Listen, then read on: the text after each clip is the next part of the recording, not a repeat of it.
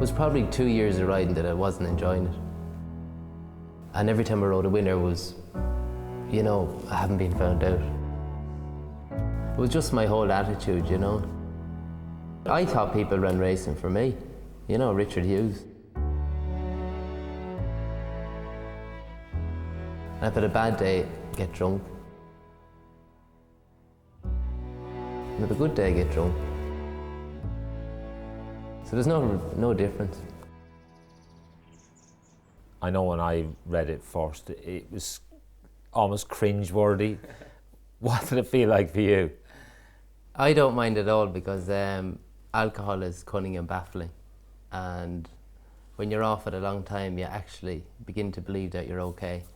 Because you, especially with Ascot, you see, oh, sparkling champagne, sure, just want to be all right. But that brings me back to where it brings me, you know, and the torment that comes with it. So on a daily basis, I kind of go through that anyway. Remind myself that I'm an alcoholic and, you know, it's not okay. When did you first know he had a real problem?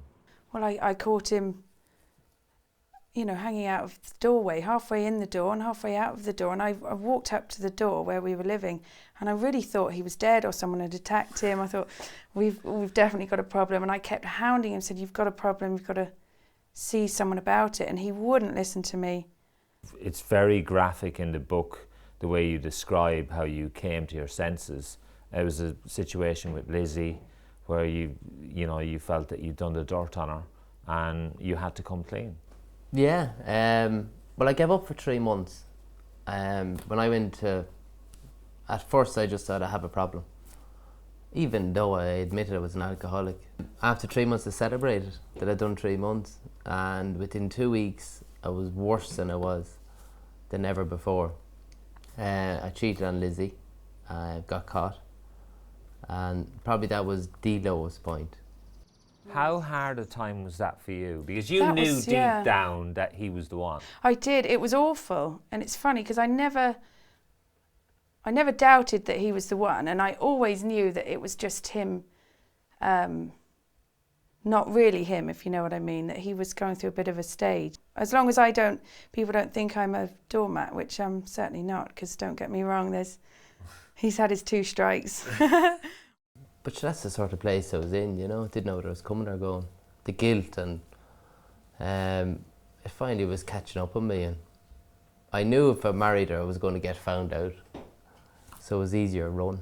We were supposed to get married, and then we went up to tell Dad that it was all off, and I think Dad thought it was a bit of a joke. And Hughesy said, no, it's not. And he still asked, he said to Dad, could he still ride out? Dad said, certainly not. So. You went back to Ireland, one of the first people you saw was Johnny Murtagh, somebody who's gone through that same thing. And how much did you take from the fact that he's battled it and come out on top? Oh, without him I probably wouldn't have gone through it. We both have weight problems, we both struggle. And if I just went into a normal, meeting other alcoholics, and it's all right for them, they don't have to get up at 6 o'clock and eat nothing all day. And it would have been a very easy way out for me, but when he'd been there and done it, there was no reason why I couldn't do it. How difficult then was it for you to go to an AA meeting?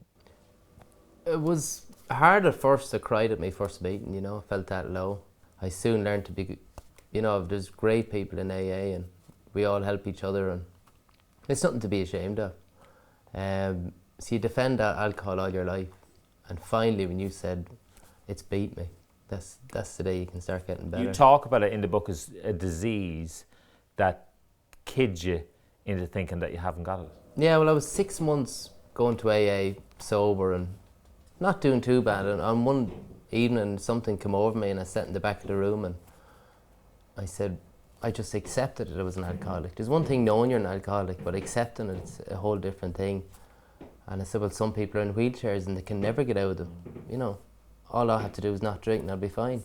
How proud are you of him for writing the book, but mainly for getting himself straight and being the person he is now? Brilliant. Words can't describe it, to be honest. He's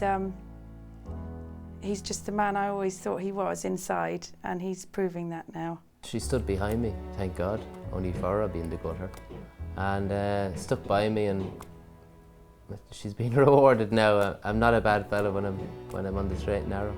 He even says that you are his rock now, Hughesy. Yeah. Well, I suppose I did put up with quite a bit, so I don't mind taking that, maybe, reluctantly.